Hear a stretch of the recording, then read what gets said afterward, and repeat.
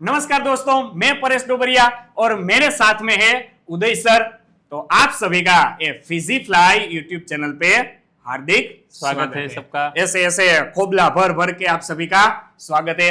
तो आज हम दोस्तों पढ़ने वाले हैं फिजिक्स। एक लेक्चर तो आपने पढ़ लिया है ऑलरेडी। ओके, तो आज हम पढ़ने वाले हैं lecture number 2, good set most IMP MCQ series. तो सर इसके बारे में बताइए कि आज हम कौन सा टॉपिक और कौन से एमसीक्यू के बारे में। अभी पूरा सिलेबस चल रहा है सर, पूरा सिलेबस फुल सिलेबस में एमसीक्यू निकाले हुए हैं। हाँ। और हमने वो डिसाइड किया था कुछ गुजकेट के अगले दिन कुछ 50 एमसीक्यू जो कि आईएमपी है वो हम कराने वाले और क्या उसमें से ही आने वाले हैं।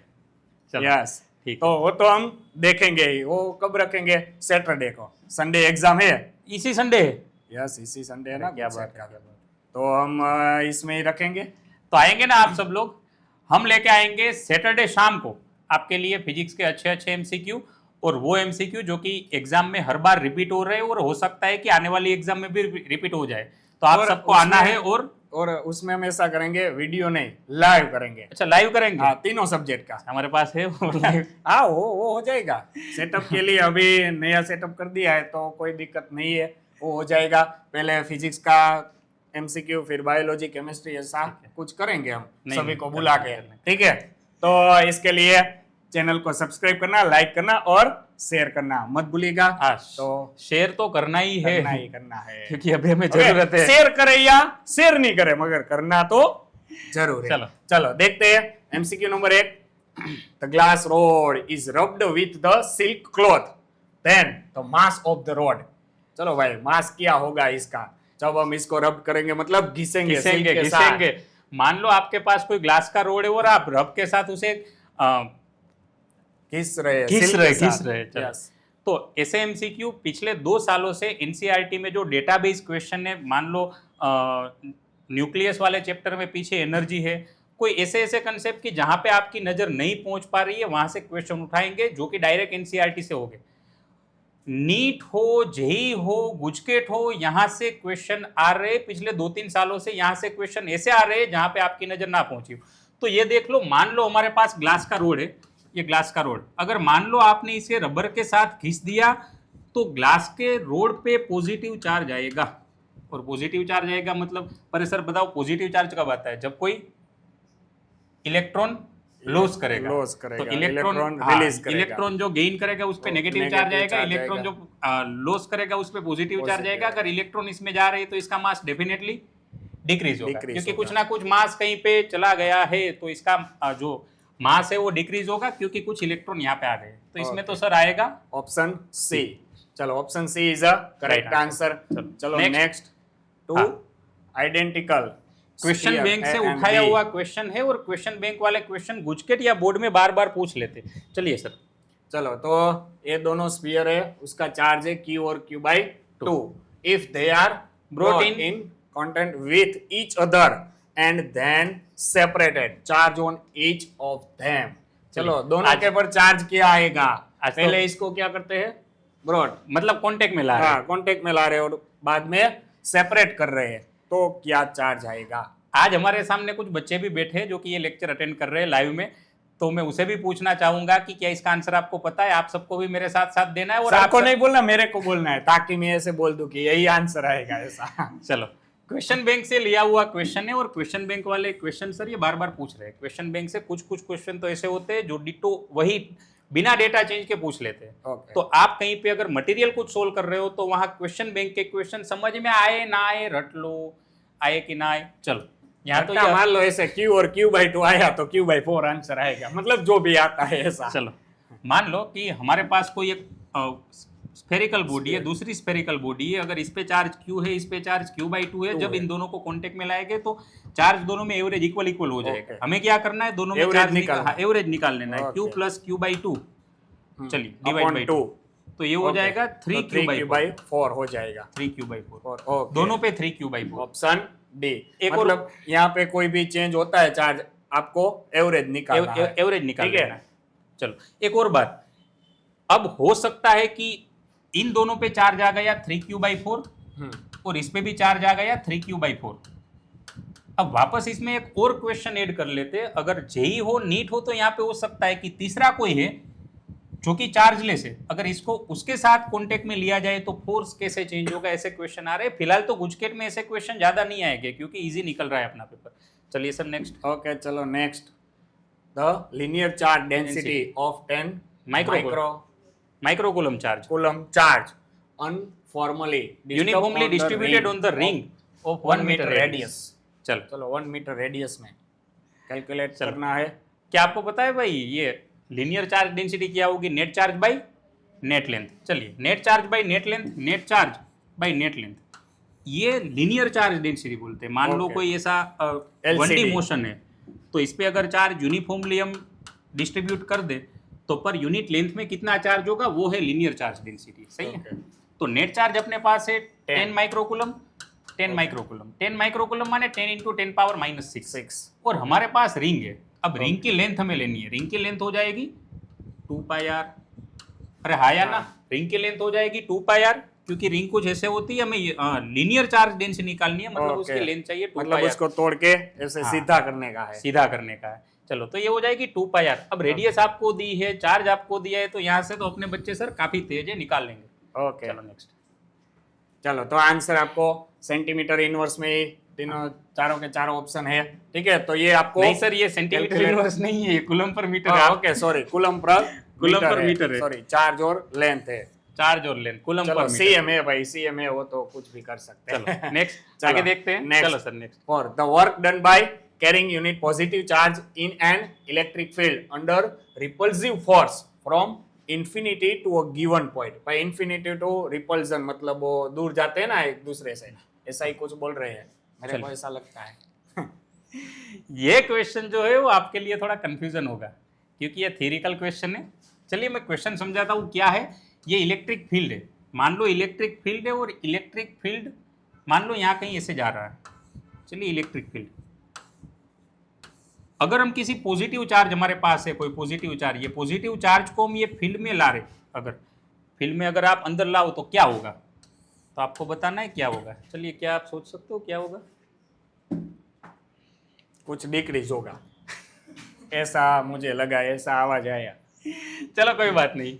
तो हमें पूछा है work done by carrying unit positive charge in electric field under repulsive force from infinite to given point. मान लो ये यहाँ आ रहा है, तो इलेक्ट्रिक फील्ड अगर बाहर की ओर है तो इस पे फोर्स बाहर की ओर लगेगा, अगर फोर्स बाहर की ओर लगेगा, अरे वैसे हमको पता है पॉजिटिव चार्ज पे फोर्स लगेगा इलेक्ट्रिक फील्ड की डायरेक्शन में। पॉजिटिव चार्ज जैसे ही अंदर आना चाहेगा, इलेक्ट्रिक फील्ड की वजह से फोर्स बाहर चला जाएगा, फोर्स बाहर की ओर लगेगा। तो जैसे जैसे ही अंदर आता जाएगा, इसकी काइनेटिक एनर्जी धीरे धीरे कम होती जाएगी। तो काइनेटिक एनर्जी इंक्रीज डेफिनेटली नहीं होगी क्योंकि पॉजिटिव चार्ज है, पॉजिटिव चार्ज है तो फील्ड की अपोजिट डायरेक्शन में फोर्स लगेगा। जैसे जैसे अंदर आ जाएगा, फील्ड क्या करेगा, फील्ड उसे बाहर निकालने के लिए ट्राई करेगा, फिर भी हम अंदर ले जा रहे हैं तो इसकी kinetic energy definitely decrease Decrease होगी। मतलब आंसर आएगा ऑप्शन आंसर आएगा बी। चलिए ये भी अच्छा क्वेश्चन है भाई, देख लेना। चलो सर नेक्स्ट। चलो next, the work done on the charge Q through displacement delta R r is vector. equal to vector, yes, a I cap plus B J cap in electric field. चलिए electric field हमें कुछ ऐसा दिया है, हमें निकालना है work done. Work done निकालना है, पोजीशन वेक्टर दिया है, इलेक्ट्रिक फील्ड दिया है। अब वर्क डन कैसे निकाले, बताओ भाई कैसे निकाले? क्या क्या क्या क्या वर्क डन का फॉर्मूला आपने कुछ बताया, वर्क डन का फॉर्मूला है फोर्स इनटू डिस्प्लेसमेंट। चलिए ठीक है, वैसे फोर्स क्या होगा, फोर्स हो जाएगा Q इंटू ई। वैसे हमारे पास चार्ज कैपिटल Q है तो कैपिटल Q इंटू ई, ई वेक्टर डॉट, ये डिस्प्लेसमेंट वेक्टर, मतलब इन दोनों का डॉट प्रोडक्ट लेना है Q। डॉट प्रोडक्ट में क्या होगा सर, डॉट प्रोडक्ट में ऐसा होगा I का I के साथ ही होगा और J का J के साथ ही होगा, तो ये हो जाएगा E1A विथ साइन लेना है, प्लस है तो दोनों प्लस प्लस E2A। चलिए ये क्वेश्चन ऐसा है, हो सकता है आपको सब कुछ पता है, कोई टफ नहीं है, लेकिन टाइम पे सही टाइम पे वो याद नहीं आएगा। ओके, हाँ, तो ऐसा ये फॉर्मूला लगाना है। ऑप्शन नहीं है यहाँ पे, तो शायद बी आएगा ना। नहीं ये रहा। ओके, यहाँ पे बी चलिए, आएगा ना। यहाँ पे बी है, ओके, E2 इंटू बी। यहाँ बी है तो चलिए बी आएगा। चलिए, फोर्स तो इंटू डिस्प्लेसमेंट, फोर्स हो जाएगा Q इंटू ई, और डॉट प्रोडक्ट लेना है पोजीशन वेक्टर के साथ।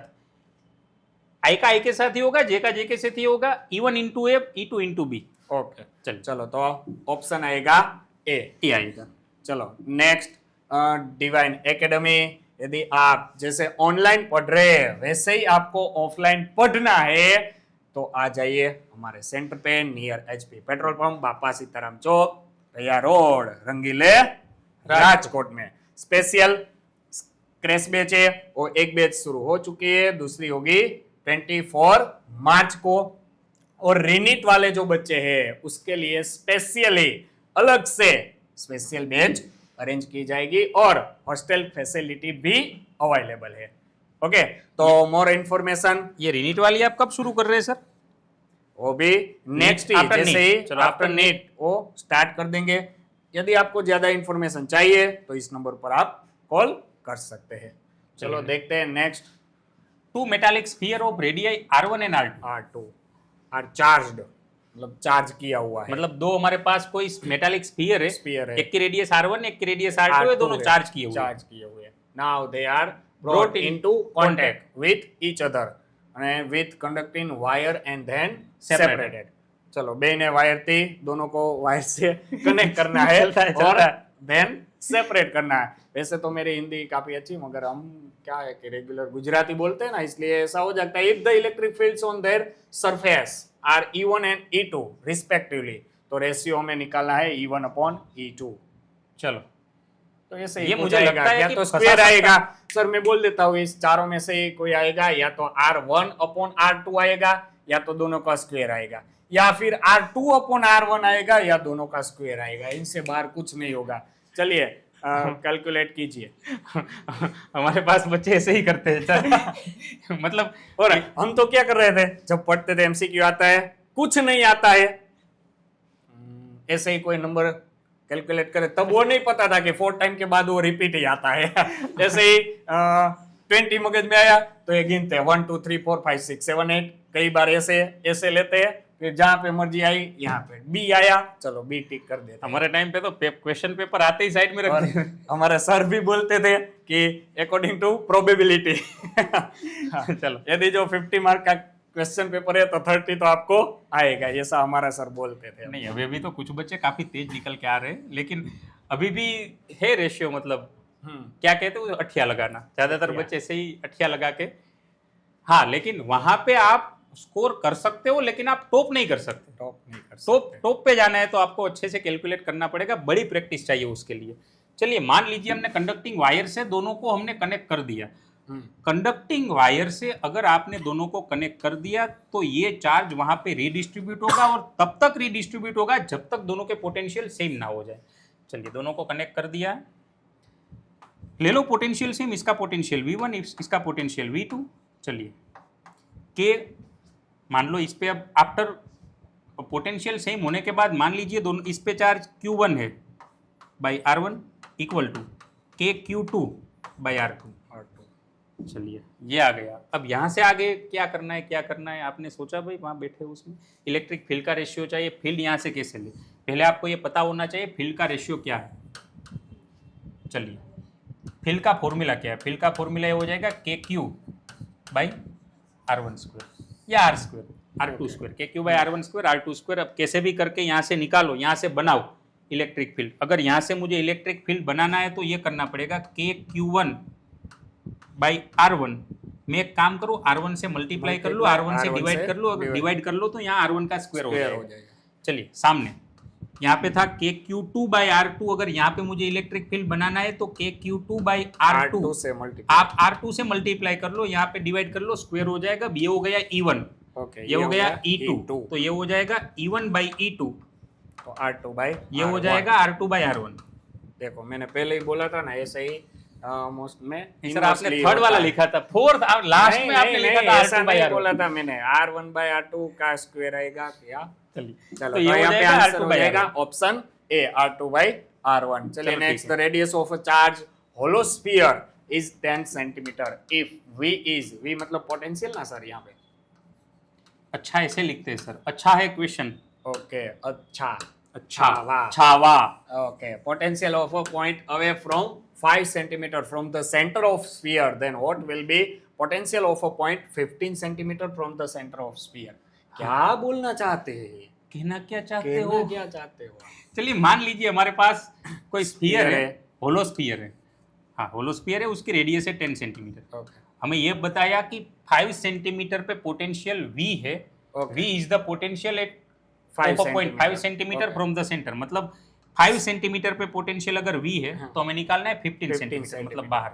ओके 10 से 5 सेंटीमीटर। चलिए। ओके स्फीयर की रेडियस है 10 सेंटीमीटर, 5 सेंटीमीटर पे पोटेंशियल V बताया है, हमें 15 सेंटीमीटर में निकालना है। Okay. लेकिन इससे पहले आपको ये पता होना चाहिए कि अगर स्फेरिकल शेल है या होलो स्फीयर है तो सरफेस पे जितना पोटेंशियल है अंदर वाले सारे पॉइंट पे पोटेंशियल उतना ही होगा।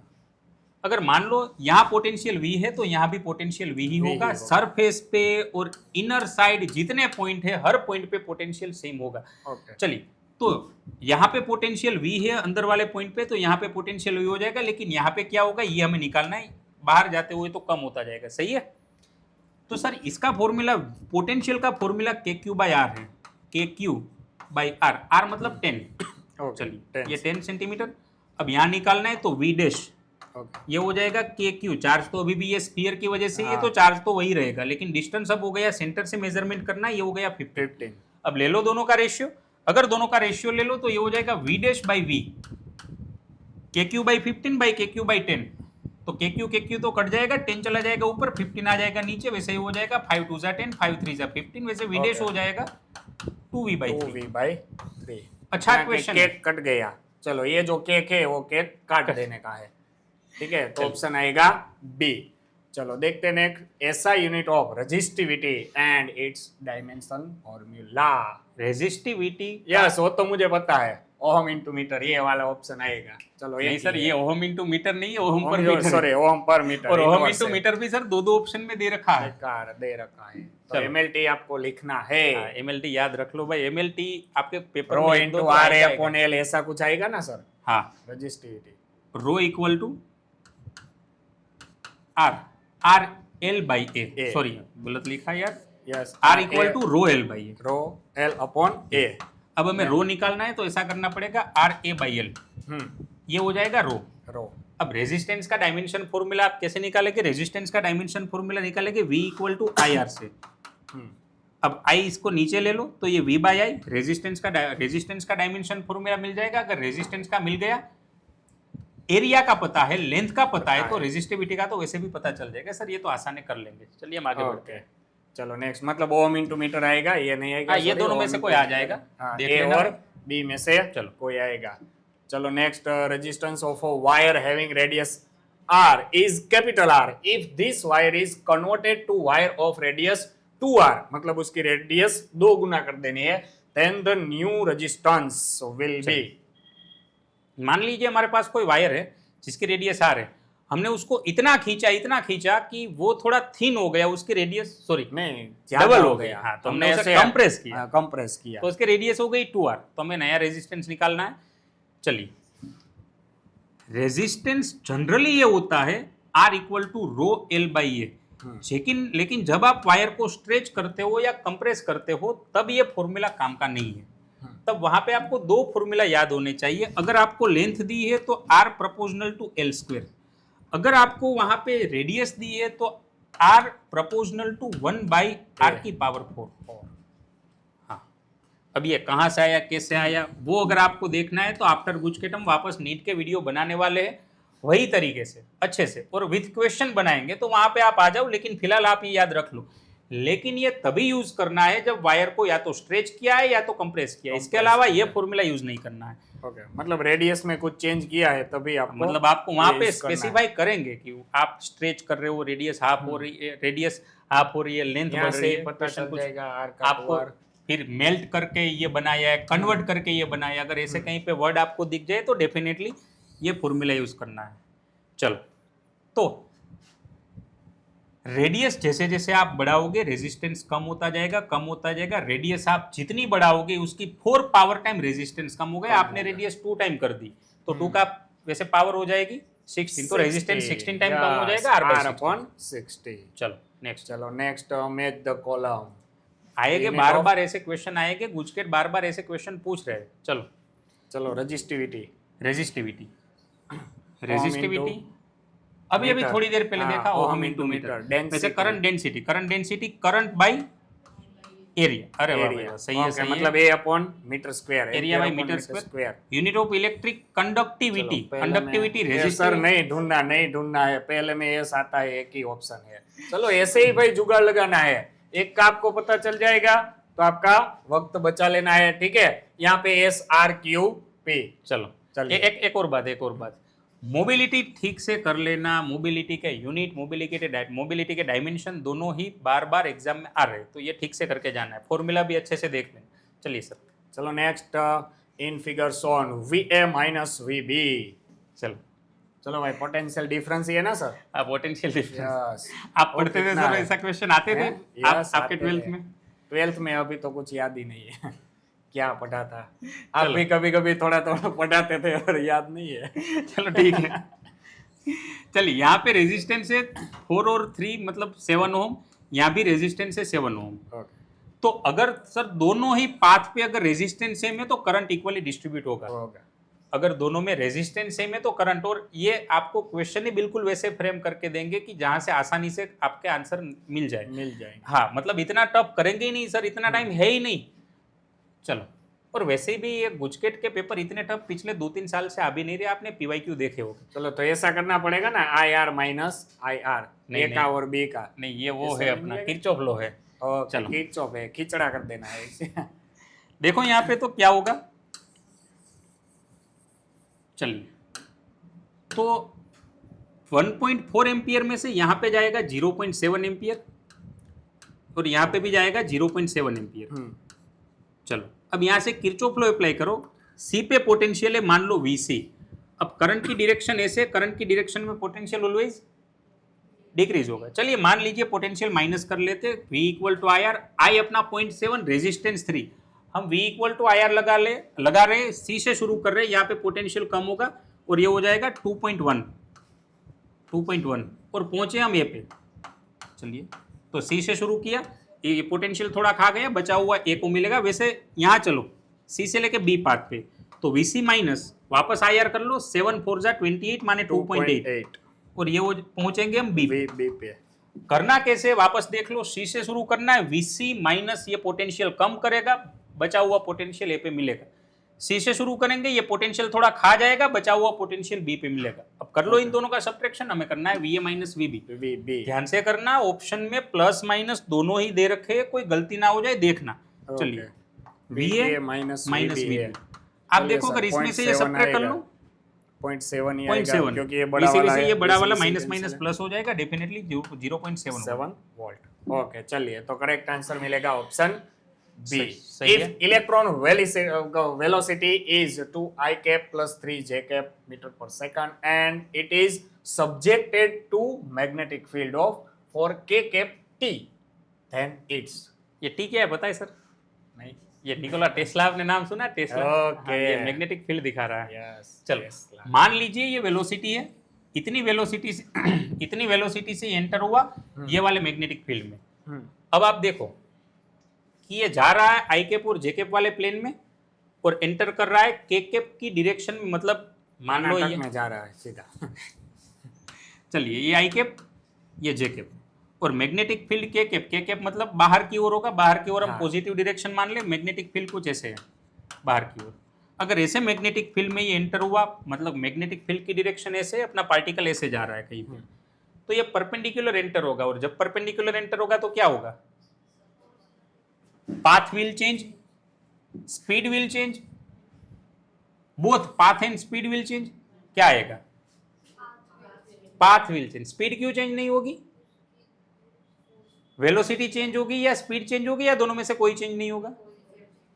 नहीं, कोई चेंज नहीं होगा, ऐसा नहीं आएगा।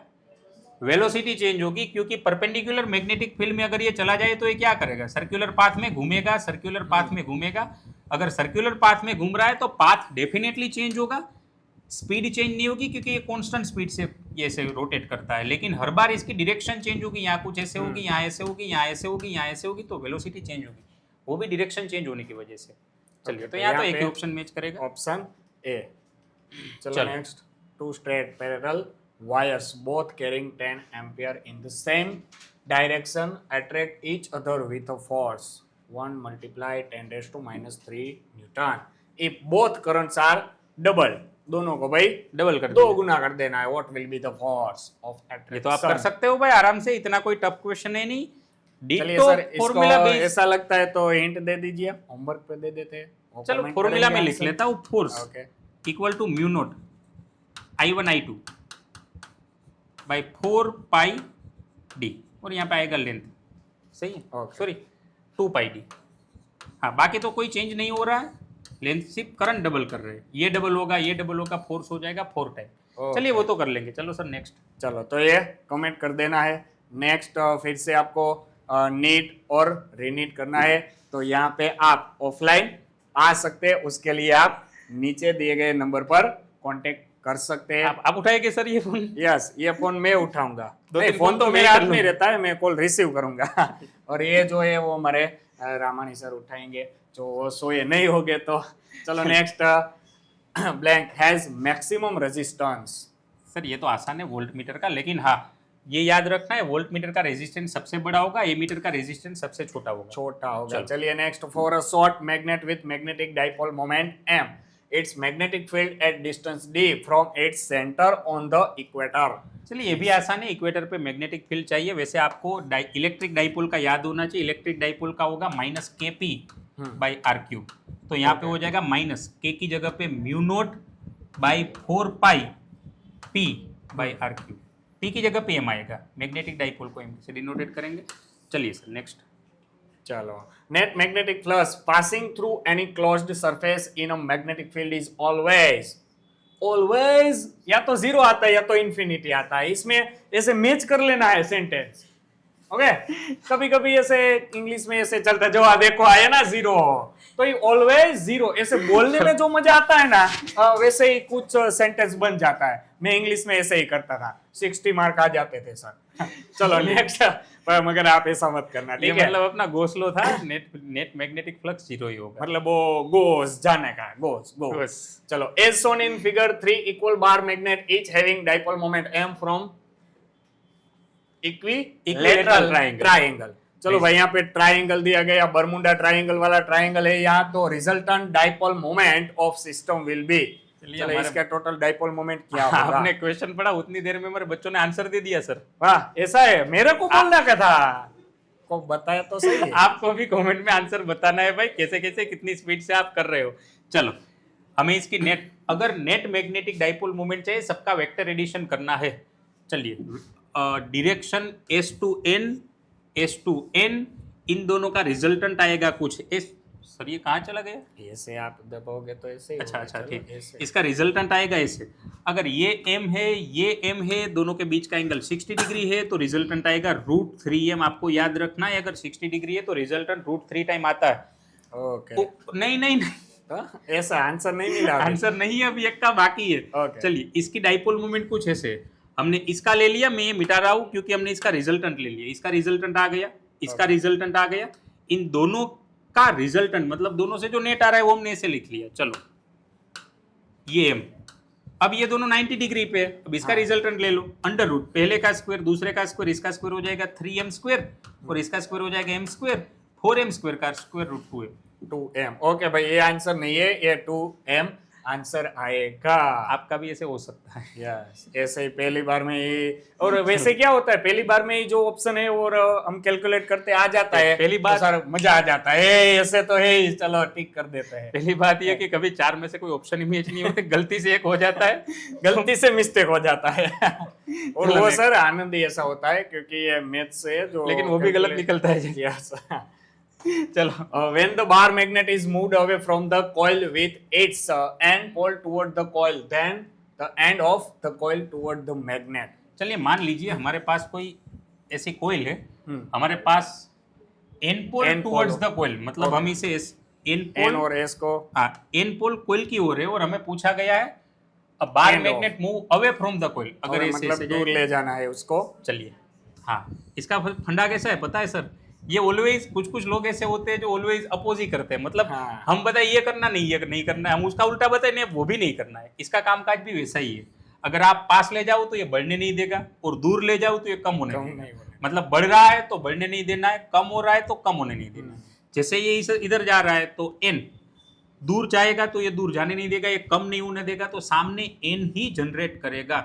तो Okay. ये कोयल का सॉरी एस एस Sorry, नहीं attract नहीं करता है तो अट्रैक्ट S, करेगा, अट्रैक्ट करेगा, sorry, तो yes. ये एस जनरेट करेगा। यस, एस जनरेट करेगा। ये एस पोल होगा इसकी ओर, क्योंकि ये जा रहा है, जाने नहीं देना है, हम्म। तो अट्रैक्शन के लिए ये एस पोल जनरेट करेगा। तो आपको पूछा है टुवर्ड्स द मैग्नेट, मैग्नेट की ओर कौन सा पोल आएगा? Connect S pole. ओके, चलो। S pole. चलिए next, SI unit of magnetic flux. ऐसा यूनिट ऑफ मैग्नेटिक फ्लक्स, वैसे मैग्नेटिक फ्लक्स हो जाएगा बा, बी इंटू ए, मतलब बा। टेस्ला मीटर स्क्वायर तो आएगा ही आएगा डेफिनेटली। वेबर नाम के साइंटिस्ट की याद में वेबर भी आएगा। अब दो आ रहे हैं तो और मैग्नेटिक वर्सेस फ्लक्स मतलब वीएस भी आएगा क्योंकि दो आते तो यहाँ पे चौथा वाला ही ऑप्शन आएगा। चलिए फेराडेज लॉ कुछ था ऐसे, ईएमएफ जो इंड्यूस होगा d∅dt, ईएमएफ माने वोल्ट, और ये टाइम सेकंड, और ये हो जाएगा फ्लक्स। तो फ्लक्स का फॉर्मूला कैसा बनेगा? बी वर्सेस, मतलब वीएस वाला नहीं है, सर वोल्ट ऐसा कुछ याद ही नहीं है कि हम पढ़े थे। चलो भाई, यहाँ पे आंसर आएगा ऑप्शन डी। सही है। चलो चलो next, when 1 microfarad capacitor is connected across, so V is equal to 100 under root 2 sine, so T 100T volt current passing through millimetre, milliammeter connected in the circuit. चलो भाई, मिलीएमीटर में से आपको नहीं, मिलीमीटर में मेजरमेंट करना है। चलिए, उसमें तो मिलीएमीटर है नहीं उसे पढ़ते हैं, सही है। अच्छा चलो कोई बात नहीं।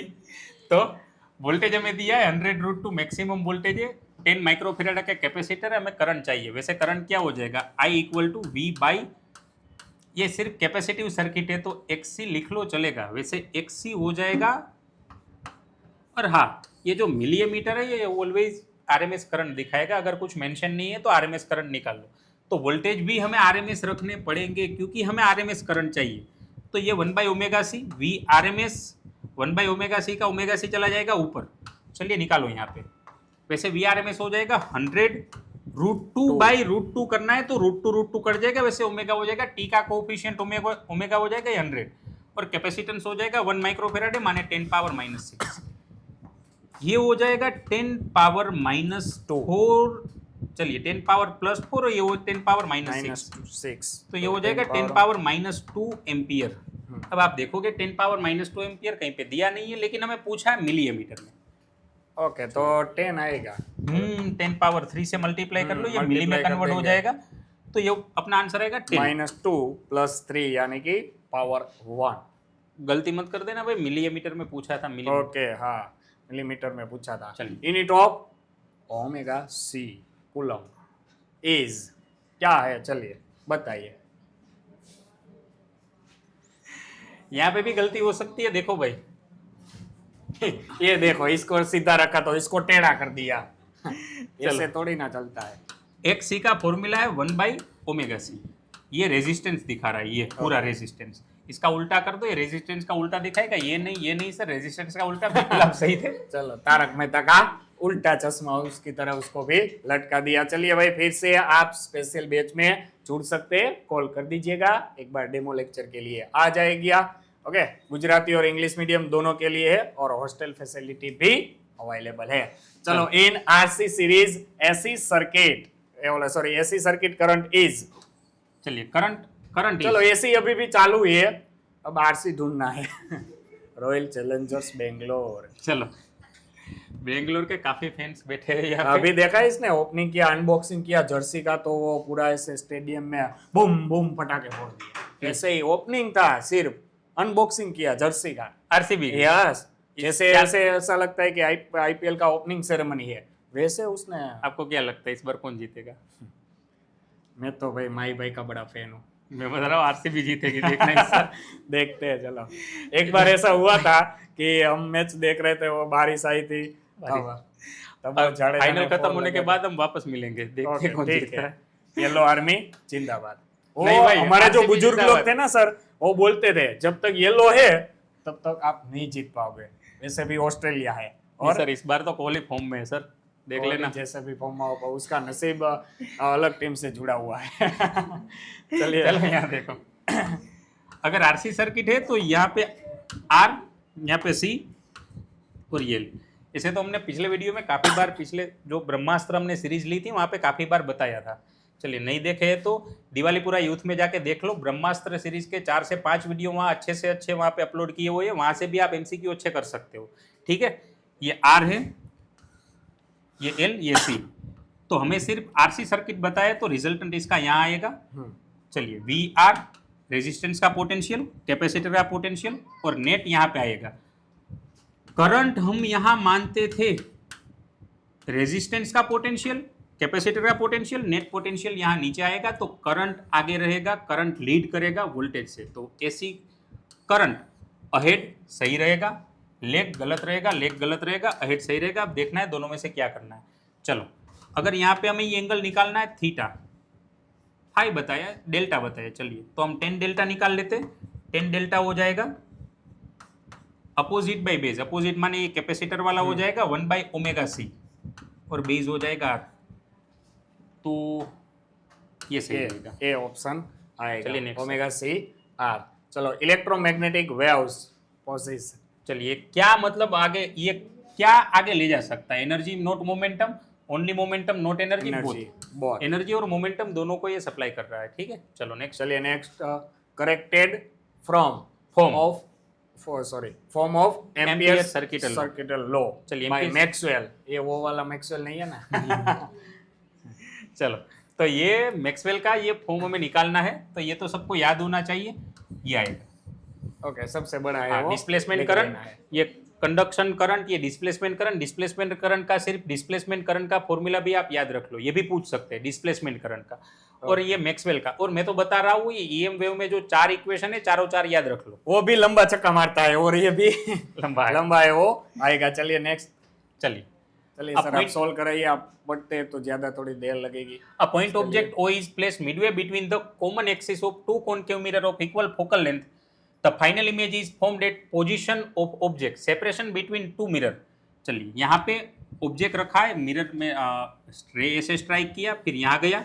चलिए, यहाँ से वापस ऐसे आया, ऐसे आया, ऐसे मतलब घूम रहा है ऐसे, और इसकी इमेज यहाँ वापस यहाँ ही बन रही है। तो दोनों के बीच का डिस्टेंस हमें निकालना है।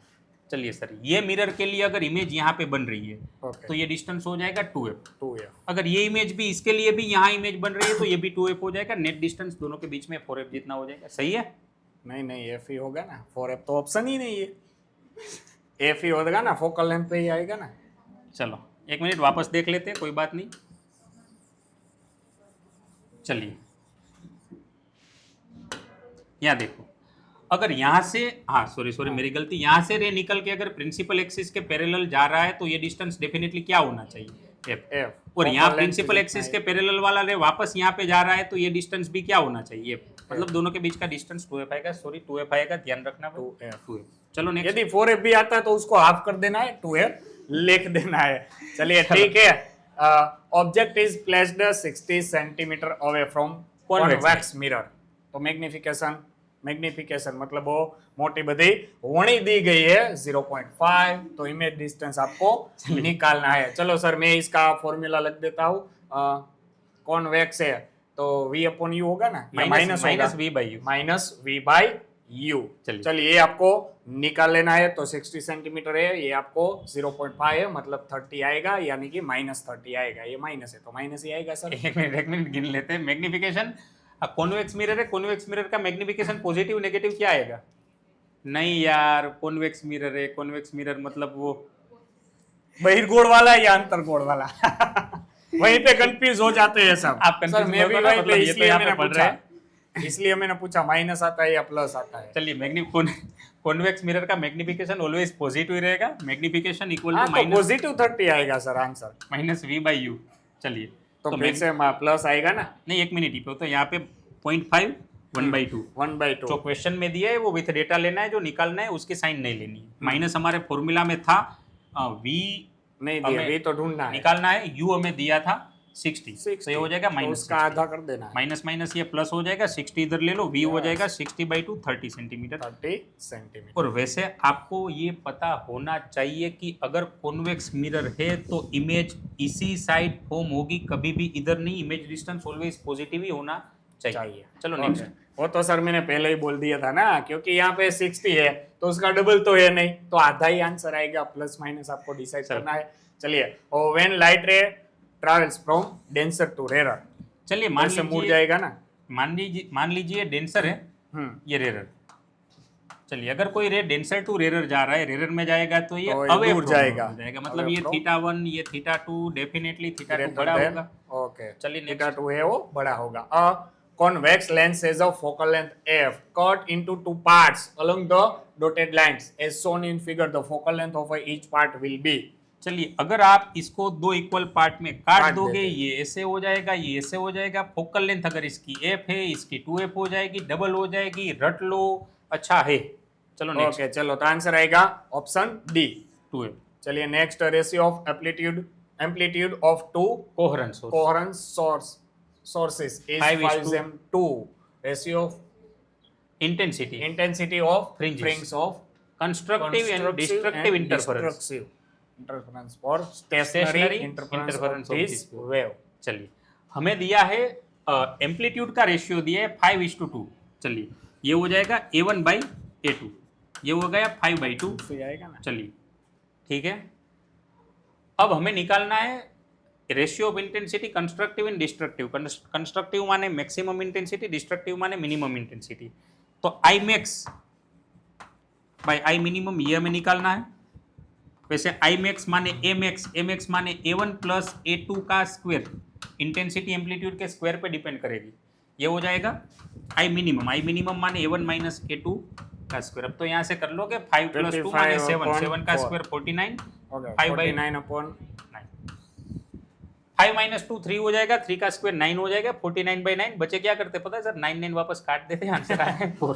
ओके, मैंने सही पहले ही बोला था, क्योंकि मैंने ऐसा कहता 5 - 2 तो 3, 5 + 2 तो 7, मतलब इसका उल्टा आया स्क्वायर निकाल के। चलो, condition for the destructive interference is where n = 0 1 2 3। चलिए हमें डिस्ट्रक्टिव इंटरफेरेंस के लिए कंडीशन निकालनी है। अब कंस्ट्रक्टिव है तो ये कुछ ऐसे आएगा 0 2 पाई 4 पाई 6 पाई, अगर ये कंस्ट्रक्टिव है तो। अगर ये डिस्ट्रक्टिव हुआ तो ये आएगा पाई 3 पाई 5 पाई, मतलब ये डेफिनेटली नहीं आएगा, ये डेफिनेटली नहीं आएगा, ये दोनों आ सकते हैं। लेकिन क्वेश्चन में ये कंडीशन बताई है कि इनकी वैल्यू 0 से स्टार्ट करनी है। अगर आप 0 रखोगे तो ये -π हो जाएगा, डेफिनेटली ये नहीं आएगा, मतलब 2n + 1 ही आएगा। चलिए, तो ऑप्शन आएगा सी। चलो नेक्स्ट, फिर से यदि आपको ऑफलाइन बैच में जुड़ना है तो यहाँ पे आप संपर्क कर सकते हैं और राजकोट ऑफलाइन सेंटर पे आ सकते हैं। चलो, stopping potential for the light of 4000 angstrom is 2 volt, then stopping potential for the light 3000। चलिए चलो, 3000 स्टॉपिंग पोटेंशियल का फॉर्मूला कुछ ऐसा था hc/λ ओके -5। ये तो आपको पता होगा, आइंस्टाइन इक्वेशन EV = एनर्जी -5, मतलब hf -5 hc/λ -5। अगर आप लेमड़ा कम करोगे तो ये वैल्यू कुछ बढ़ जाएगी। ये तो कांस्टेंट ही है, अगर ये बढ़ गया तो फाइनल आंसर अपना बड़ा आएगा, stopping potential greater than 2 volt. Okay, वापस एक बार देख लो, अगर ये वेवलेंथ आपने बढ़ा दी, सॉरी वेवलेंथ आपने कम कर दी, अगर ये डिनोमिनेटर कम हो रहा है मतलब एनर्जी बढ़ रही है। अगर आप ऐसे सोचो hf -5, चलिए अगर आपने वेवलेंथ कम कर दी, फ्रीक्वेंसी बढ़ गई, एनर्जी बढ़ गई, ज्यादा एनर्जी से आ रहा है, रोकने के लिए ज्यादा पोटेंशियल चाहिए, पोटेंशियल डेफिनेटली बढ़ेगा। ओके, इसका उल्टा भी पूछ सकते हैं, 2 वोल्ट। चलो, wavelength of an electron having energy 10 kilo electron volt. Electron की वेवलेंथ पूछी है, मतलब डी ब्रोगली वेवलेंथ पूछ रहे हैं। डी ब्रोगली वेवलेंथ, अगर वोल्टेज यहाँ पे दिया है, तो आपको ये याद रखना है 12.27 डिवाइड बाई √v, ये आ जाएगा अपनी final de Broglie wavelength angstrom में आ जाएगी 12.27। ये MCQ 2 बार नीट में पूछा जा चुका है, गुजकेट में आ सकता है, आपको याद रखना है 12.27 एंगस्ट्रॉम बाई √v। v हमें दिया है 10 kilo electron volt, 12.27 divide by 10 kilo को हम वोल्टेज में कन्वर्ट कर ले, 10 यानी पावर कि 3, 10 पावर 4, 4 10 पावर 4 का स्क्वायर रूट 10 पावर 2, अगर 10 पावर 2 माने 100, 100 से डिवाइड कर दो तो 0.12. 0.12 सही है सर। ओके, चलो करेक्ट आंसर मिल जाएगा ऑप्शन ए.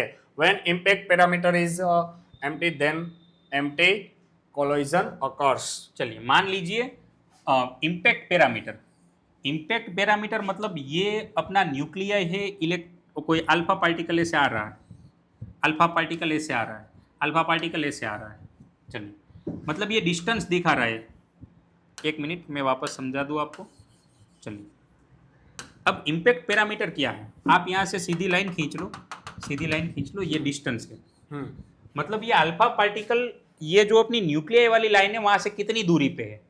चलिए अगर ये 0 मीटर रहा मतलब उसी लाइन पे आया, उसी लाइन पे आया, तब तो ये हेड ऑन कोलिजन कर जाएगा। तो इम्पैक्ट पैरामीटर अगर 0 है तो कोलिजन हेड ऑन कोलिजन होगा। चलिए सर यही सही रहेगा। 1 मीटर वाला कुछ है नहीं, 0 मीटर 1 मीटर वाला कुछ है नहीं, हेड ऑफ वाला कहीं पे आपने सुना नहीं है, तो हेड ऑन 0 है तो ऊपर ही आएगा। चलिए next, in Thomson atomic model mass of atom is empty mass of atom in Rutherford model. आपको पता है ये एटम वाला चैप्टर में शुरू में 2-3 ब्लैंक्स, आपको 2-3 नहीं शायद 5 या 6 ब्लैंक दे रखी है, सारी रट लो वो सारी, क्योंकि एक बार जेई ने भी वहां से क्वेश्चन पूछ चुका है। तो गुजकेट में ऐसा क्वेश्चन आ सकता है और कहीं से भी पूछ सकते हैं। तो एक बार ये देख लो, ये क्वेश्चन रखा इसलिए ताकि वीडियो में याद आ जाए कि आपको वहां पे जितनी ब्लैंक्स दे रखी है सारी करनी है। तो यहाँ पे तो दोनों में मास तो सेम ही बताया था, very large compare to not different. दोनों में कोई डिफरेंट नहीं है। रुथरफोर्ड ने जितना मास बताया था, थॉमसन ने भी वही मास बताया था। चलिए next, number of isotopes of gold. चलो सोने की तो बात, आइसोटॉप्स हमें बताना है गोल्ड के कितने हैं। ये भी एनसीईआरटी के एक लाइन में देख रहा है। एक बार स्कूल में पूछा गया तो बच्चों को ये भी नहीं पता था कि ये एनसीईआरटी में कहीं दिया है नहीं दिया है। तो आपको ये लाइन ढूंढनी है। आइसोटॉप्स न्यूक्लियाई वाले चैप्टर में गोल्ड के करीब 32 आइसोटॉप्स है। याद रख लेना, ये पूछ सकते एग्जाम में। चलिए next, if the binding energy पर nucleon of lithium 7 and 2 helium 4 nuclei are 5.60 mega electron volt and 7.06 mega electron volt, then in the reaction. चलिए सर ये रिएक्शन हमें P+3 lithium 7 gives 2 times 2He4 मतलब 2He4 plus 2He4. चलिए अब यहाँ पे एक बात ध्यान रखो, यहाँ पे बाइंडिंग एनर्जी पर न्यूक्लियन दी है। एक के लिए 7.06 ऐसे 4 है। तो अगर एक के लिए 7 है तो 4 के लिए करीब इसकी एनर्जी 28 से थोड़ी बड़ी। ऑप्शन में काफी दूरी दे रखी है, हम करीब लेंगे तो भी अपना आंसर निकल के आ जाएगा। एक के लिए 7 है, ऐसे 4 न्यूक्लियर, ये भी 28 हो जाएगा। चलिए प्रोटॉन तो अकेला ही, उसकी तो बाइंडिंग एनर्जी है नहीं। वैसे लिथियम में ये 7 है और ये 7 5 35 और 35 से थोड़ा बड़ा आएगा, 5.6 है। मैं 36 37 करीब लिख लूँ, ये हो जाएगा 56 में अगर आप 37 निकाल दो तो ये करीब 1 तो कभी आएगा ही नहीं, 39 भी कभी नहीं आएगा, 28 भी नहीं आएगा, करीब ये आंसर आएगा, 18 आएगा। अच्छा क्वेश्चन है, देख लेना। ओके, ध्यान ये रखना है कि यहाँ पे बाइंडिंग एनर्जी पर न्यूक्लियन दी है। जितने न्यूक्लियन है हर किसी को तोड़ने के लिए 7.06 4 न्यूक्लियन है, तो टोटल आपको अगर वो ब्रेक करना है तो 28 करीब इसके भी 28। ओके, हाँ, जो आपको ये प्रोडक्ट मिल रही है उसमें से आपको ये माइनस करना है। ठीक है, चलो next. In the reaction hydrogen 1H2 plus 1H3 it gives 2He4 and 1 neutron. चलिए न्यूट्रॉन। अब क्या दे रखा है सबकी बाइंडिंग एनर्जी आपको दे रखी है A, B and C total. A, B and C, इसकी A, इसकी B, इसकी C। अगर हमें एनर्जी कितनी रिलीज हुई है निकालना है तो ये ज़्यादा स्टेबल होगा, थोड़ी एनर्जी निकालेगा। अगर नहीं पता चल रहा है तो हमने आगे किया वैसे इसकी एनर्जी में से इन दोनों की निकाल दो, बची हुई एनर्जी रिलीज हो जाएगी, C minus A minus B। चलिए ये याद रखना है, ये हाँ इसकी एनर्जी थोड़ी ज़्यादा होगी, जैसे हमने आगे गिना था हाइड्रोजन, तो इसकी एनर्जी थोड़ी ज़्यादा होगी, इसमें से इन दोनों के निकाल दो, बची हुई एनर्जी रिलीज हो जाएगी। चलिए नेक्स्ट सर। चलिए next, by increasing the temperature the specific resistance of a conductor and the semiconductor is also increasing. नहीं, कंडक्टर का कंडक्टर में- रेजिस्टेंस बढ़ेगा लेकिन सेमीकंडक्टर का कम होगा। Increasing and decreasing. सेमीकंडक्टर का क्यों कम होगा? क्योंकि जैसे जैसे आप टेम्परेचर बढ़ाओगे वहां पे बॉन्ड थोड़े टूटेंगे, और बॉन्ड टूटेंगे तो इलेक्ट्रॉन ज्यादा रिलीज होंगे, करंट ज्यादा फ्लो करेगा। सेमीकंडक्टर में जैसे जैसे टेम्परेचर बढ़ाएंगे वहां पे कुछ ना कुछ बॉन्ड टूटेंगे, बॉन्ड टूटने की वजह से इलेक्ट्रॉन रिलीज होंगे, करंट में ये ज्यादा ही मतलब पार्टिसिपेट ज्यादा करेंगे, तो रेजिस्टेंस थोड़ा कम होगा क्योंकि करंट बढ़ गया। और मतलब कंडक्टर में तो क्या होगा, जितना जितना आप टेम्परेचर बढ़ाओगे उतनी उसकी काइनेटिक एनर्जी बढ़ेगी, कहीं ना कहीं कोलाइड होकर रेजिस्टेंस थोड़ा बढ़ जाएगा। चलिए, तो कंडक्टर के लिए इंक्रीज होगा, सेमीकंडक्टर के लिए डिक्रीज होगा। बार बार पूछ रहे हैं, आपको याद रखना। ये तो 10th में भी सर आता है कंडक्टर वाला। तो चलो, कंडक्टर है वो तो आगे ही बढ़ता है हमेशा, बस को लेके ऐसे टिन टिन टोकरी बजाता है तो ड्राइवर चला देता है। चलिए भाई, फिर से यदि आपको रीनीट में जुड़ना है क्रैश बैच के लिए आफ्टर 12th, ओके, आपकी जो नीट अभी आने वाली है उसके लिए, और उसके बाद भी आफ्टर नीट तो भी आप रीनीट में जुड़ सकते हैं, गुजराती और इंग्लिश दोनों मीडियम के लिए, और हॉस्टल फैसिलिटी भी अवेलेबल है। हम कभी भी ये नहीं चाहते कि बच्चे रीनीट करें, हाँ। क्योंकि हम ये कभी नहीं चाहते कि बच्चे का साल कोई हम ऐसे ही जाने। तो इसलिए आपके लिए हम गुजकेट खत्म होने के बाद वीडियो लेके आने वाले हैं। देख लो, अच्छे से समझ लो, अपना पूरा 100% दे दो। फिर भी नहीं हो रहा है तो फिर आ जाओ, ठीक है। तो उसके लिए चैनल को लाइक, शेयर और सब्सक्राइब करना मत भूलिएगा। When PN junction diode is forward biased. चलिए, जैसे डायोड फॉरवर्ड बायस में होगा, सर ये तो मुझे theoretical बहुत question- अच्छे से आता था, मगर अभी कुछ पता नहीं है, ये जंक्शन बहुत आता था। अब तो रेलवे अभी तो रेलवे जंक्शन पे भी जाने का चलो टाइम नहीं है। ठीक है, मतलब डेप्लेशन रीजन कम होगा, बैरियर हाइट कम हो जाएगी। Both depletion region and barrier height increase नहीं, फॉरवर्ड बायस में डिक्रीज होगी, क्योंकि ये पी टाइप, ये एन टाइप। पी टाइप में पॉजिटिव चार्ज रहेगा। चलिए, मतलब पॉजिटिव चार्ज होल चले जाएंगे, नेगेटिव यहाँ पे पॉजिटिव रहेगा, इलेक्ट्रॉन ज़्यादा है चले जाएंगे, इलेक्ट्रिक फील्ड ऐसे होगा। अगर आप पी को पॉजिटिव के साथ एन को नेगेटिव के साथ कनेक्ट कर दो तब ये फॉरवर्ड बायस में माना जाएगा, और यहाँ पे इलेक्ट्रिक फील्ड ऐसे होगा। दोनों की डायरेक्शन अपोजिट होगी, दोनों की डायरेक्शन अपोजिट होने की वजह से डेप्लेशन रीजन कम होगा और बैरियर हाइट भी, मतलब नेट पोटेंशियल भी कम होगा। चलिए sir, next option c, which of the following circuit is reverse biased. P अगर पॉजिटिव हायर पोटेंशियल पे तो फॉरवर्ड बायस, पी अगर लोअर पोटेंशियल पे तो रिवर्स बायस। ये पी पार्ट है, ये एन पार्ट है, यहाँ पे पोटेंशियल 2 है, यहाँ पे पोटेंशियल 0 है, मतलब पी हायर पोटेंशियल पे, ये फॉरवर्ड बायस में है। यहाँ पे देखो, ये 0 है, ये पी पार्ट, ये एन पार्ट, ये 0 पे है, ये -5 पे, डेफिनेटली पी अभी भी हायर पोटेंशियल पे है, तो ये भी फॉरवर्ड बायस में है। यहाँ पे देखो, ये पी, ये एन, पी 2 पे है, एन -10 पे, ये भी फॉरवर्ड बायस में है। चलिए, यहाँ पे P और N, ये 2 पे, ये 4 पे, मतलब N हायर पोटेंशियल पे, तो ये रिवर्स बायस, तो ये रिवर्स बायस। यहाँ विद साइन देखना है, साइन भी आपको कंसीडर करनी, जैसे ये 0, ये -5 तो 0 बड़ा होगा। यस, ऐसा मत सोच लेना कि यहाँ पे 5 है तो ये बड़ा है, तो ऐसे क्वेश्चन भी आ सकते हैं। चलिए, तो यहाँ हमारा सुपर 40 MCQ है वो खत्म होता है सर। तो अगले वीडियो में हम फिर से मिलेंगे। अभी गुजराती मीडियम के बच्चों के लिए भी फिजिक्स का कल ही आपको वीडियो मिल जाएगा, और आपकी कमेंट थी बायोलॉजी का भी लाओ गुजराती मीडियम के लिए, तो वो भी रेडी है सर, कल तक वो भी हो जाएगा। तो इसके लिए बने रहिएगा हमारे साथ, और फिजिफ्लाई चैनल को लाइक, शेयर और सब्सक्राइब करना मत भूलना। अपने सभी दोस्तों के साथ शेयर कीजिएगा। चलिए, तो वीडियो अच्छा लगा तो लाइक का बटन अभी के अभी दबा दीजिए। अरे दबाइए अभी के अभी। चलिए, मिलते हैं सर अगले लेक्चर में, तब तक के लिए सभी को tata bye bye, see, best of luck.